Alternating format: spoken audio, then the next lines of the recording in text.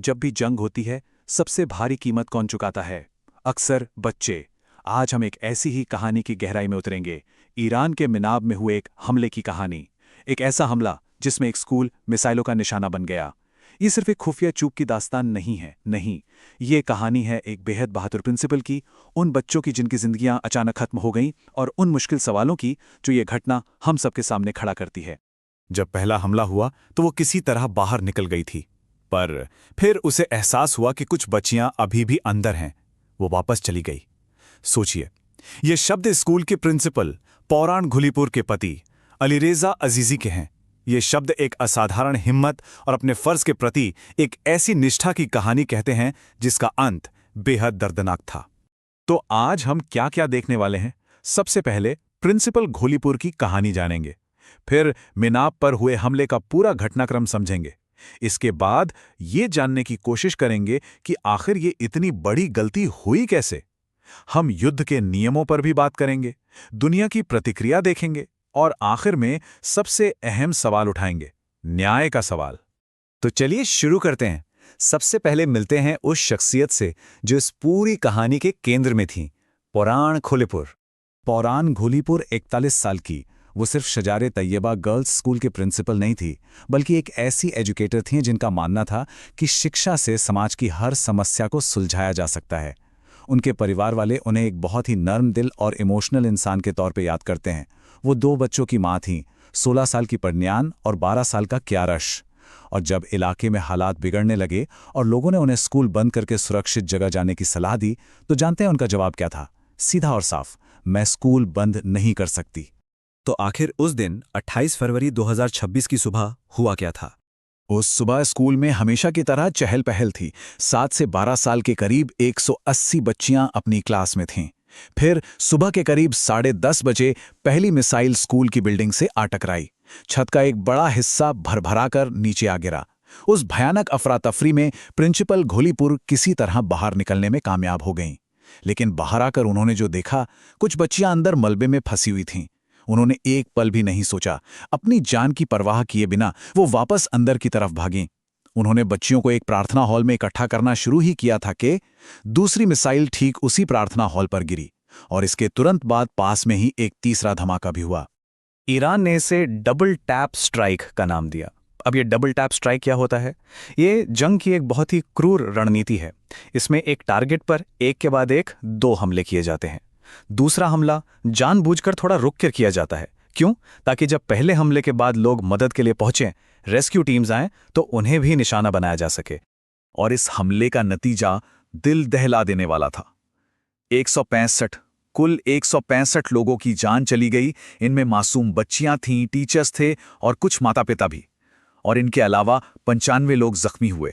तो अब कहानी एक बहुत ही अहम मोड़ लेती है। सवाल ये उठता है कि आखिर ये सब हुआ कैसे? क्या ये एक जानबूझकर किया गया हमला था या फिर एक भयानक गलती? चलिए सबूतों पर नजर डालते हैं।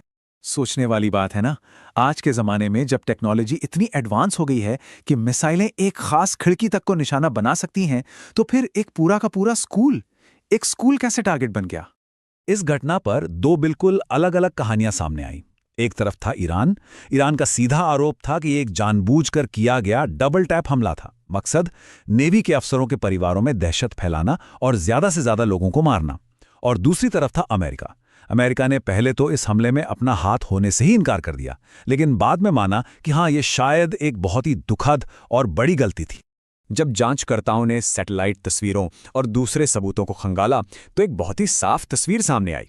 देखिए, ये सच है कि 2016 से पहले ये इमारत ईरान के नेवल बेस का ही हिस्सा थी, लेकिन हमले के वक्त यानी 2026 में सब कुछ बदल चुका था। अब ये एक स्कूल था। इसके चारों ओर बाड़ लगा दी गई थी ताकि इसे बेस से अलग किया जा सके। दीवारों पर चमकीले रंग थे, बाहर बच्चों के लिए खेलने का मैदान था, यहाँ तक कि इंटरनेट पर भी सालों से इसकी पहचान एक स्कूल के तौर पर ही थी। मतलब साफ है, ये एक सिविलियन जगह थी।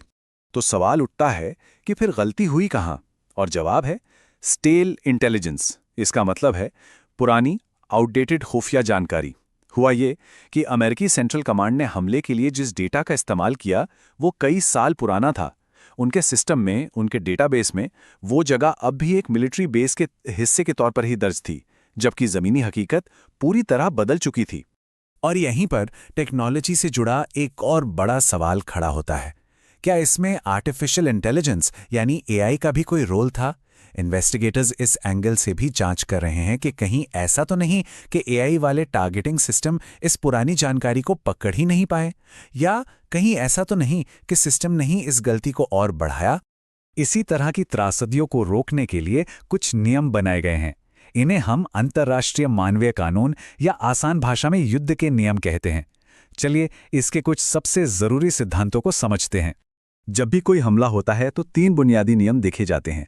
पहला है डिस्टिंक्शन यानी फर्क करना। सीधा सा मतलब है आप सिर्फ मिलिट्री टारगेट पर हमला कर सकते हैं, सिविलियन ठिकानों जैसे स्कूल, अस्पताल या घरों पर नहीं। दूसरा नियम है प्रोपोर्शनैलिटी यानी अनुपात। इसका मतलब है कि हमले से मिलने वाला फौजी फायदा आम लोगों को होने वाले नुकसान से बहुत ज्यादा नहीं होना चाहिए। और तीसरा प्रिकॉशन यानी सावधानी। हमला करने वालों की जिम्मेदारी है कि वो हर मुमकिन कोशिश करें ये पक्का करने के लिए कि उनका टारगेट सही है और आम लोगों को कम से कम नुकसान पहुंचे। अब यहाँ एक बहुत जरूरी कानूनी फर्क को समझना होगा। एक होता है युद्ध के नियम का उल्लंघन और दूसरा होता है युद्ध अपराध। देखिए, नियम का उल्लंघन गलती से, लापरवाही से या सावधानी न बरतने की वजह से हो सकता है, लेकिन किसी घटना को युद्ध अपराध कहने के लिए यह साबित करना पड़ता है कि हमला करने वाले का इरादा गलत था। मतलब उसने जानबूझकर, ये जानते हुए कि वो एक सिविलियन जगह है, वहां हमला किया। इसीलिए टारगेटिंग में हुई एक गलती, चाहे वो कितनी भी भयानक हो, वो कानूनी तौर पर युद्ध अपराध के ऊंचे दर्जे तक नहीं पहुंच पाती। मिनाब पर हुए इस हमले के बाद इसकी गूंज पूरी दुनिया में सुनाई दी और चारों तरफ से तीखी प्रतिक्रियाएं आने लगी। दिलचस्प बात यह है कि खुद अमेरिका के अंदर से ही आवाजें उठीं। 46 सेनेटर्स ने मिलकर पेंटागन को एक चिट्ठी लिखी जिसमें साफ कहा गया था इस स्कूल पर हुए हमले की तुरंत जांच होनी चाहिए और जांच के जो भी नतीजे हों उन्हें जल्द से जल्द पब्लिक किया जाना चाहिए। ये अपने आप में पारदर्शिता और जवाबदेही के लिए एक बहुत बड़ी मांग थी। लेकिन एक तरफ जहां सेनेटर्स जांच की मांग कर रहे थे, वहीं दूसरी तरफ जब उस वक्त के अमेरिकी राष्ट्रपति डोनाल्ड ट्रंप से इस हमले के बारे में पूछा गया तो उनका जवाब था, मुझे इस बारे में नहीं पता। इस एक जवाब ने अमेरिका के अंदर ही एक राय न होने की तस्वीर साफ कर दी और इस पूरे विवाद को और हवा दे दी। पूरी दुनिया से भी इस हमले की निंदा हुई। यूनाइटेड नेशंस की एजेंसी यूनेस्को ने इस पर गहरा दुख जताया। यूएन के मानवाधिकार प्रमुख ने एक स्वतंत्र जांच की अपील की। और शायद सबसे असरदार तस्वीर तब देखने को मिली जब ईरान की नेशनल फुटबॉल टीम ने एक मैच से पहले अपने नेशनल एंथम के दौरान हाथों में स्कूल बैग थामकर एक खामोश विरोध दर्ज कराया। तो इन सारे तथ्यों, दलीलों और प्रतिक्रियाओं के बाद हम आखिरी और शायद सबसे मुश्किल सवाल पर आते हैं, जवाबदेही का सवाल। आखिर इसका जिम्मेदार कौन है? न्याय कैसे मिलेगा? देखिए, जवाबदेही तय करने का रास्ता काफी पेचीदा है। इंटरनेशनल लॉ के मुताबिक हर देश की ये ड्यूटी है कि वो अपनी सेना की तरफ से हुई ऐसी गंभीर गलतियों की जांच करे। जैसा कि हमने पहले भी बात की, इरादा साबित किए बिना युद्ध अपराध का मुकदमा चलाना लगभग नामुमकिन है। तो फिर रास्ता क्या है? एक ज्यादा मुमकिन रास्ता अमेरिकी मिलिट्री कानून UCMJ के तहत कार्रवाई का है। ये कार्रवाई डेरिलेक्शन ऑफ ड्यूटी यानी अपनी ड्यूटी निभाने में लापरवाही बरतने के आरोप में हो सकती है। लेकिन आखिर में ये कहानी सिर्फ खुफिया जानकारी, टेक्नोलॉजी या कानूनों की नहीं है। ये एक इंसानी त्रासदी की कहानी है और इस दर्द को प्रिंसिपल पौरान घोलीपुर के 12 साल के बेटे क्याराश के शब्दों से बेहतर कुछ भी बयां नहीं कर सकता। उसने कहा था, मैं बस उनके वापस आने का इंतजार कर रहा हूं ताकि मैं उन्हें फिर से गले लगा सकूं। मिनाब की ये घटना हमें भविष्य के एक बहुत बड़े सवाल के सामने लाकर खड़ा कर देती है। एक ऐसे दौर में जहां जंग इंसानों से ज्यादा ऑटोमेटेड सिस्टम और एल्गोरिथम लड़ रहे हैं, वहां जब सिस्टम फेल होता है तो आखिर जिम्मेदार किसे ठहराया जाएगा? उस इंसान को जिसने बटन दबाया, उस मशीन को जिसने फैसला लिया, या उसे जिसने उस मशीन को बनाया? किस एक सवाल का जवाब आने वाले समय में होने वाले हर टकराव का भविष्य तय करेगा।